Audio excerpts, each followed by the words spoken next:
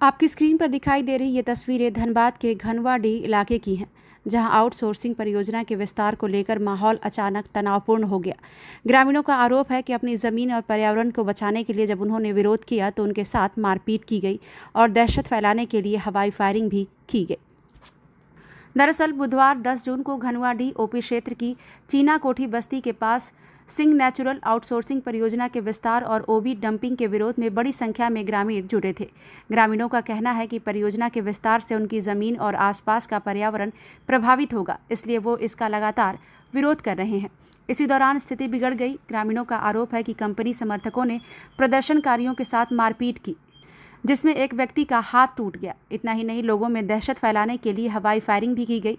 हालांकि पुलिस ने मौके से एक खोखा बरामद किया है और पूरे मामले की जांच शुरू कर दी गई है। जगह है, क्या कुछ हुआ है? कोठी वापर है। क्या कुछ हुआ यहाँ पे? लड़ाई झगड़ा हो रहा था, हम लोग गोली चला तो हम लोग सुने तो आए और देखा डर उड़ के जाता है हम लोग के रूम में।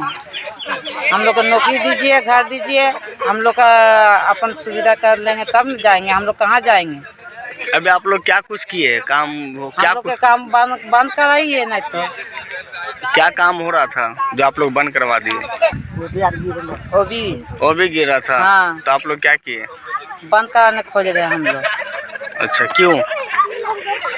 कि डस उड़ के जाता है घर में, पत्थर उतर चल जाएगा, बाल बच्चा का लग जाएगा, चाहे बड़े आदमी का लग जाएगा। तो गोली कौन चलाया? गोली कौन चलाया हम लोग देखने नहीं आए। लेकिन लड़ाई झगड़ा हुआ, गोली चला। हाँ, लड़ाई झगड़ा हुआ, गोली चला।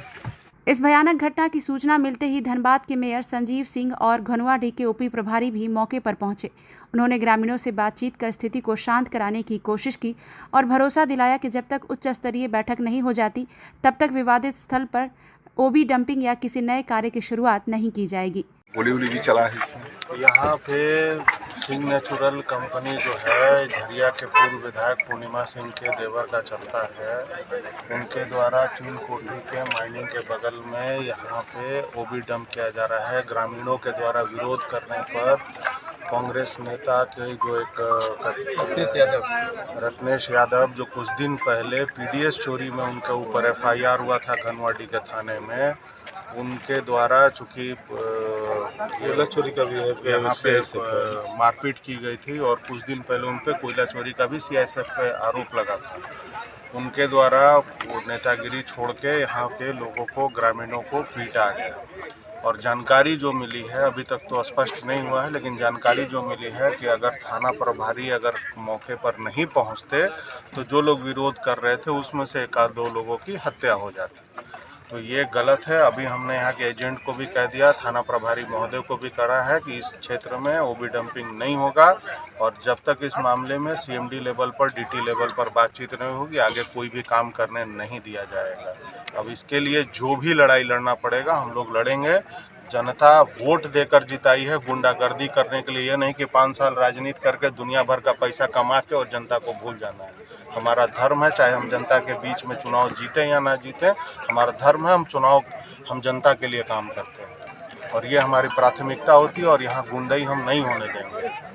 जो पिछले 6 साल पहले जो झरिया में आतंक का माहौल था, वो आतंक का माहौल यहाँ नहीं चलने दिया जाएगा। ये चाहे इसके लिए किसी भी हद तक की लड़ाई लड़नी होगी, हम लड़ेंगे। हम प्रशासन से भी इस मामले में हम स्पष्ट कहना चाहते हैं कि वो एक पक्षीय कार्रवाई ना करे।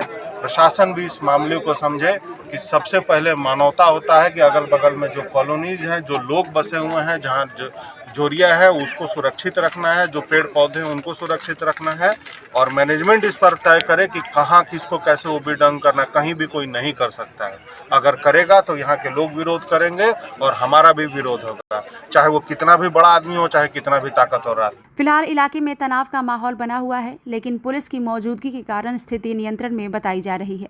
पुलिस पूरे मामले की जांच कर रही है और ये पता लगाने की कोशिश की जा रही है कि मारपीट और फायरिंग के आरोपों में कितनी सच्चाई है।